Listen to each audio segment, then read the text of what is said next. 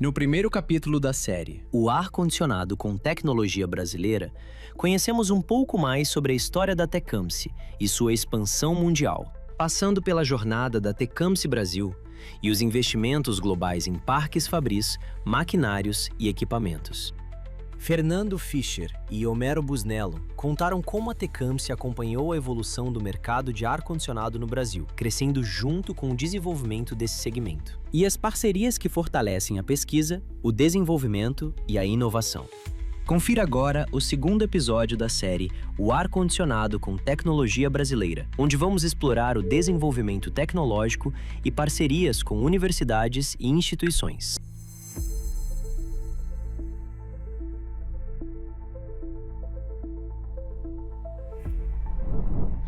O VR3 ele representa um marco muito importante na trajetória de inovação contínua da Tecamsi. Após o início de produção do VR2 em 2023, nós mergulhamos ainda mais no entendimento das necessidades dos nossos clientes e também nas questões regulatórias, especialmente com relação à portaria 269 de 2021 do Inmetro. Os principais objetivos do projeto VR3 eles foram aumento de eficiência energética, redução do ruído e redução do tamanho do compressor. A engenharia transformou esses objetivos em resultados concretos através de uma extensa simulação do produto. Então nós utilizamos o que tem de mais avançado em termos de ferramentas de simulação, fluido estrutural do mecanismo, simulação do motor elétrico, simulação acústica do compressor e depois a gente usou todos os recursos de engenharia que nós temos de laboratório para comprovar esses ganhos. E não só comprovar os ganhos, mas também desenvolver um produto robusto para atender às expectativas do mercado. Os resultados concretos a gente pode resumir em 4 principais. Aumento da eficiência energética, que representa 5% da melhoria do índice IDRS, que é uma medição da eficiência energética aplicada. Redução do nível de ruído em 5 dBs. Redução da altura do compressor em 12% e redução do peso em 30%. Quando falamos de eficiência energética, competitividade e previsibilidade industrial, estamos falando de confiança. E confiança para o laboratório de engenharia não é construída por discurso, mas por ensaios, análises e validação. Realizamos ensaios completos de conformidade, comportamento térmico, ruído e vibração.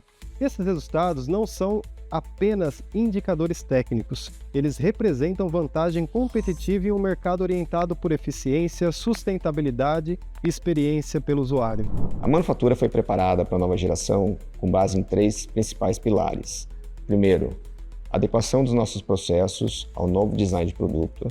Segundo, aumento da nossa capabilidade de processos, visando a melhoria contínua dos nossos padrões de qualidade. E terceiro, aumento da nossa capacidade produtiva, visando atender às demandas de mercado.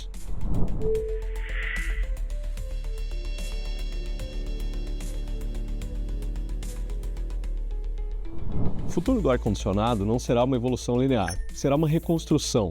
Compressores que deixam de ser apenas componentes e passam a ser plataformas tecnológicas. E a diferenciação hoje, ela não nasce isolada dentro de uma fábrica, ela nasce no ecossistema.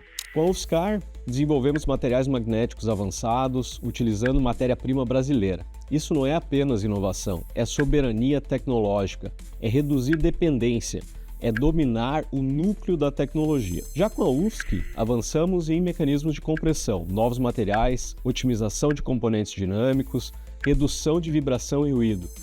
E com o ITA, desenvolvemos tecnologias em sistemas de refrigeração avançados e aplicação de compressores. O VR4 é a nossa resposta a esse novo mundo. Não estamos apenas desenvolvendo um compressor, estamos reconstruindo o futuro do ar-condicionado. E essa reconstrução começa agora.